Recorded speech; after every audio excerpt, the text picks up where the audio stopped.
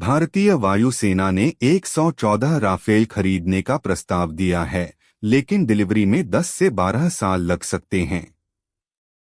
तेजस MK-1 और MK-2 पर भी भरोसा जताया गया है। चुनौतियां अभी बनी हुई हैं। चीन और पाकिस्तान जैसे दुश्मन से घिरे भारत निश्चित तौर पर किसी भी स्थिति में अपनी सुरक्षा को हल्के में नहीं ले सकता है। एयरफोर्स को टू फ्रंट वार के लिए कम से कम फाइटर जेट्स के 42 स्क्वाड्रन चाहिए, लेकिन मौजूदा वक्त में एयरफोर्स के पास 29 स्क्वाड्रन ही हैं। MiG-21 के 2 स्क्वाड्रन जल्द ही रिटायर होने जा रहे हैं। फिर आने वाले वक्त में मिराज और अन्य फाइटर जेट्स के स्क्वाड्रन भी रिटायर होंगे, यानी संख्या और कम होगी। इससे साफ पता चलता है कि चुनौती गंभीर है। अब आते हैं समाधान पर। कितने फाइटर जेट्स की जरूरत? आज की तारीख में एयरफोर्स को कम से कम 12 से 13 स्क्वाड्रन यानी करीब 225 से 250 विमान चाहिए। इसके लिए उसको हर साल कम से कम 2 से 3 स्क्वाड्रन तैयार करने होंगे, यानी एयरफोर्स को हर साल 40 से 50 नए फाइटर जेट चाहिए।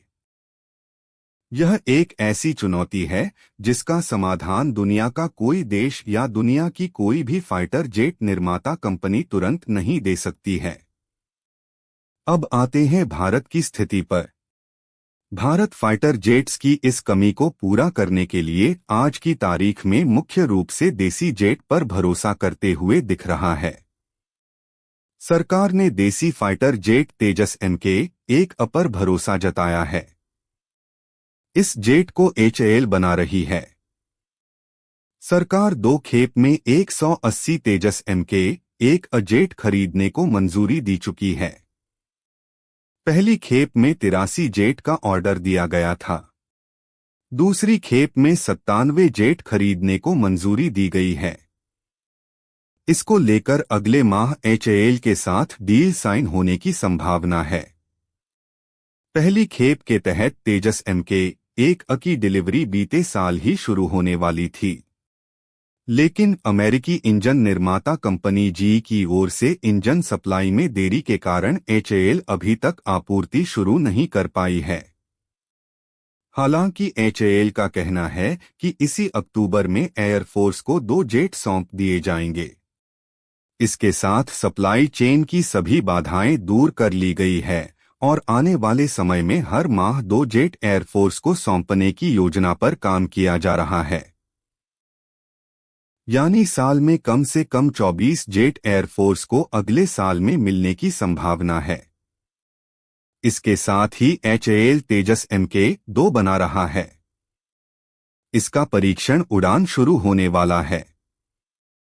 HAL की योजना 2030 से इस फाइटर जेट का प्रोडक्शन शुरू करने की है, यानी तेजस MK-1 का ऑर्डर पूरा होने के बाद तेजस MK-2 का प्रोडक्शन शुरू होगा। रिपोर्ट के मुताबिक तेजस MK-2 राफेल के टक्कर का विमान है। कई मामलों में यह स्टील्थ फाइटर्स को भी टक्कर देता है। यह मौजूदा वक्त में 4.5 पीढ़ी का विमान है। इसमें कोई शक नहीं है कि राफेल दुनिया के चुनिंदा बेहतरीन फाइटर जेट्स में से एक है, लेकिन इसके लिए कीमत भी उतनी ही अच्छी चुकानी पड़ती है। ये दुनिया के कुछ सबसे महंगे विमानों में से एक हैं। ये 4.5 पीढ़ी के विमान हैं और ऑपरेशन सिंदूर में इसने अपनी ताकत दिखा दी थी। कई युद्ध अभ्यासों में इसने अमेरिकी 5वीं पीढ़ी के फाइटर जेट्स F-35 तक को लॉक करने में सफलता हासिल की है। ऐसे में इस जेट की क्षमता को देखते हुए कोई भी इसे खारिज नहीं कर सकता।